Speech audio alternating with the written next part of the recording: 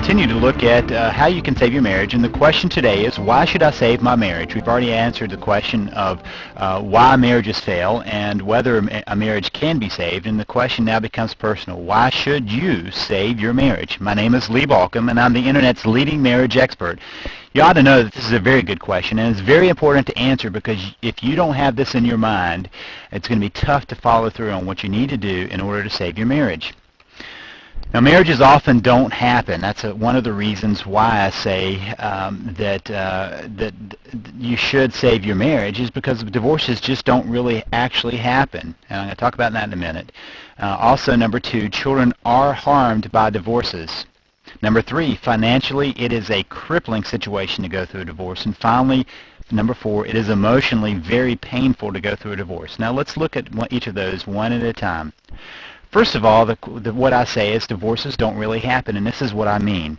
Divorces don't happen because many couples only change their relationship, the state of their relationship. They don't end it. Emotionally, they continue the same struggles they've had all the way through, and sexually, sometimes couples find themselves back to kind of a safe point, and so in lots of ways, they stay married even if legally they have divorced, and that's why I mean the relationship doesn't really change and a divorce doesn't really happen. And then let's face it, with children involved, you're in a relationship for life, whether you like it or not. You're going to have to get along with each other. You're going to have to relate to each other, because there are going to be different ways, even if it's about parenting that child, that you're going to have to communicate. Then later on, it's going to be about being together at various points or losing out on being together in those various points.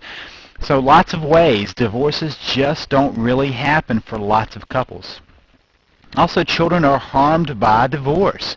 There's no way around this. The studies that have shown otherwise have been disproven. We now know that children are harmed by divorce. As President Reagan's son Michael said, divorce is where two adults take everything that matters to a child, the child's home, family, security, and sense of being loved and protected, and then smash it all up, leave it in ruins on the floor, and then walk out and leave the child to clean up the mess. This is the reality of what happens when children are involved in a divorce. They are harmed. Also, it is financially crippling. Here are some statistics. First of all, the average final cost of a divorce in the U.S., that's the average final cost of a divorce in the U.S., is $20,000 to $30,000. That's not based on the fact that maybe an attorney said, well, they need a $3,000 retainer. Trust me when I tell you that's the beginning point. In a divorce, the only people who come out well financially are the attorneys.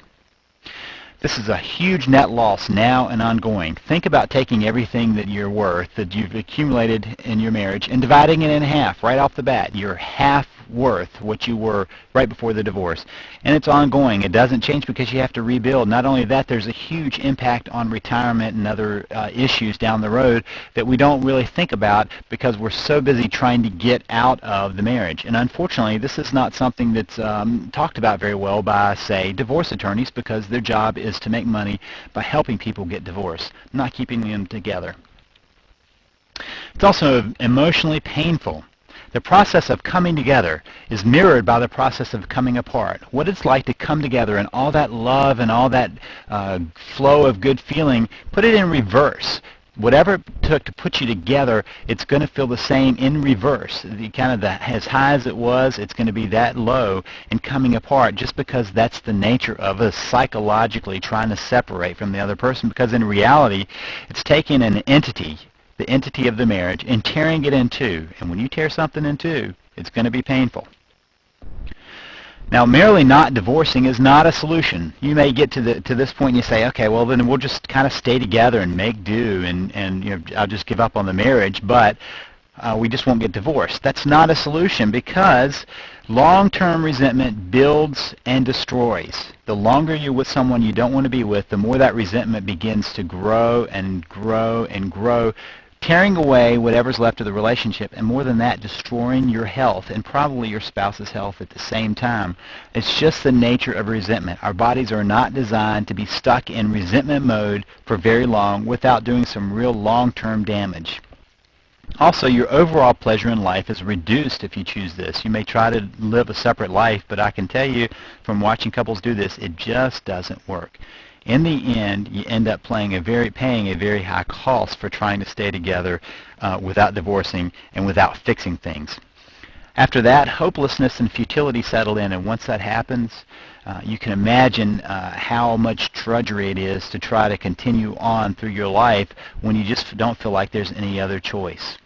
Now, there are solutions. You can save your marriage, and if you want to learn more about saving your marriage and you want to subscribe to my free email e-course, that's in addition to these videos. It gives you information that's not in these videos, and these videos give you information that's not in the e-course. So you want to grab both.